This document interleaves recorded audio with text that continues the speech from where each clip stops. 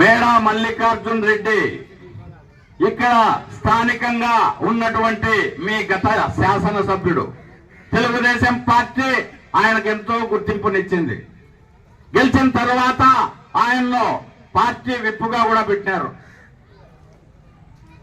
5 సంవత్సరాలకు పార్టీ వదిలి వెళ్లిపోతూ పార్టీ నాయకత్వాన్ని చాలా కించపరిచి మాట్లాడినాడు.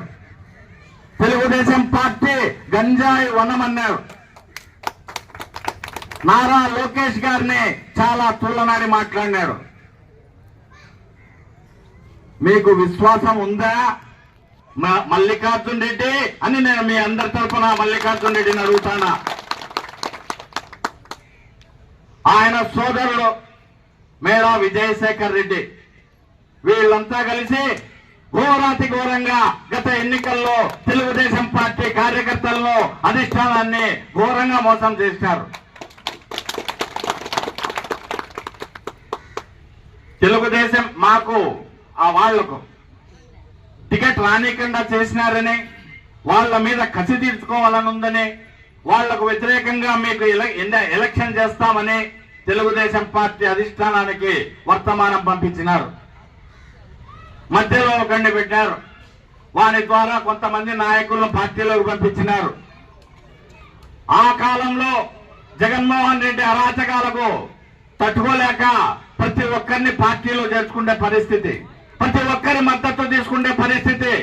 ఆ కారణంగా వీళ్ళందరినీ పార్టీలో చేర్చుకొని వాళ్లతో సర్దుబాటు చేసుకొని ఎన్నికలు చేయమని నాకు చెప్పినారు.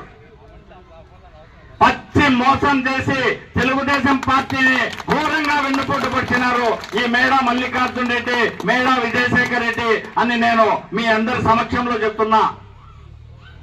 ఇది పచ్చి మోసం.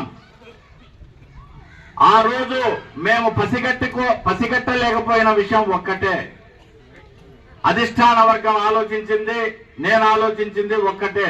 మేము తెలుసుకోలేకపోయింది ఒక్కటే. నాకు టికెట్ రానికుండా చేసినారు కాబట్టి నేను మీకు మద్దతు ఇస్తున్నాను అన్న మాటను నమ్మడం. మేము ఆలోచించుకోలేకపోయింది ఏంటంటే, నన్ను గెలిపిస్తే నేను ఇక్కడ నిలబడిపోతే స్టాండ్ అయిపోతే అతనికి స్థానం ఉండదు కదా, కాబట్టి నన్ను ఓడించాలనే తలంపుతో వచ్చినాడని మేము గ్రహించలేకపోవడం. నేను ఓడిపోయిన 3వ రోజే నా దగ్గరికి మనిషిని పంపించినారు.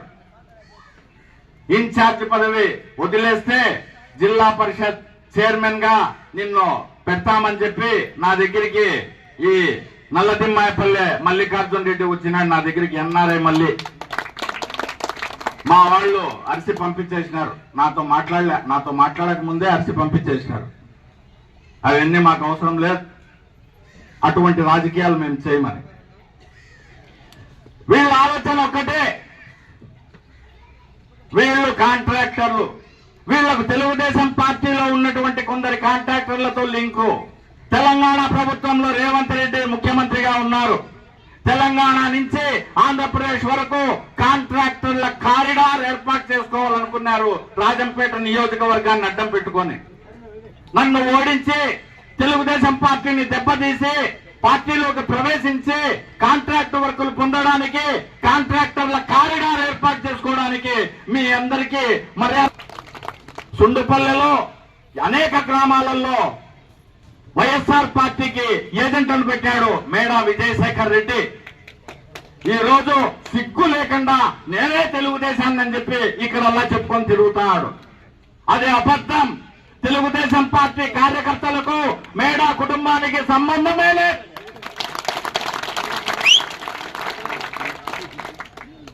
నాకు తెలుగుదేశం పార్టీ బీఫారం ఇచ్చే రోజు నారా లోకేష్ గారు నాకేదైతే చెప్పినారో ఈ రోజు నేను అదే మాట్లాడుతున్నా.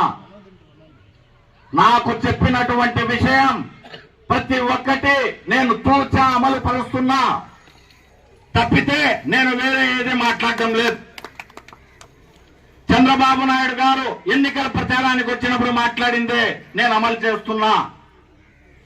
సౌకర్యాలు కావాలి, ప్రజలకు మనం సౌకర్యాలు ఇవ్వాలి. సౌకర్యాలన్నీ ఇస్తాం.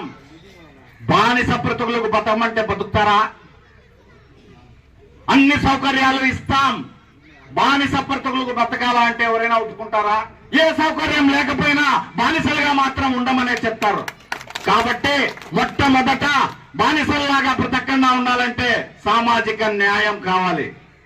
అదే సామాజిక న్యాయం ప్రజలకు ఉండాల్సిన అవసరాల్లో ఒకటి. ఈ రోజు అధికారులంతా వచ్చి సామాజిక అన్యాయం ఎక్కడ జరుగుతుందో గుర్తించి వాళ్లకు సామాజిక న్యాయం చేయాల్సిన అవసరం ఉండింది. అధికారులను రానికుండా తెలుగుదేశం నాయకులే కొంతమంది చేసినారు.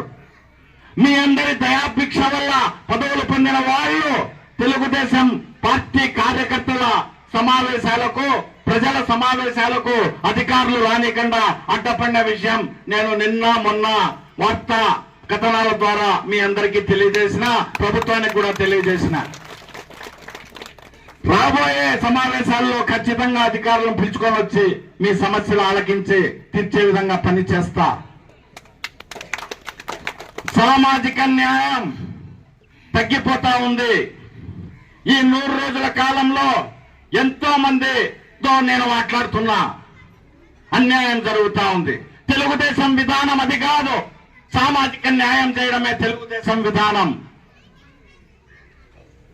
ఒక పక్క నియోజకవర్గం నుంచి ఒక ఆయన ఫోన్ చేసినాడు, అన్నా నా భూమి ఆక్రమించుకున్నారు, వాడెవడో ఫెన్సింగ్ వేస్తానని వచ్చినాడు, ఎవరయ్యా నీకు సపోర్ట్ అంటే ఫలానా మనిషి అనే పేరు చెప్తాడు, ఏం చేయమంటావు అన్నాడు.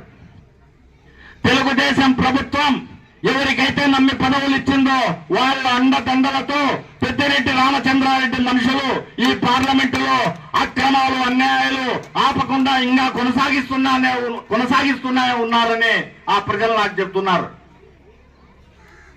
ఇంకో చెల్లెలు ఫోన్ చేసింది పక్క మండలం నుంచి, అయ్యా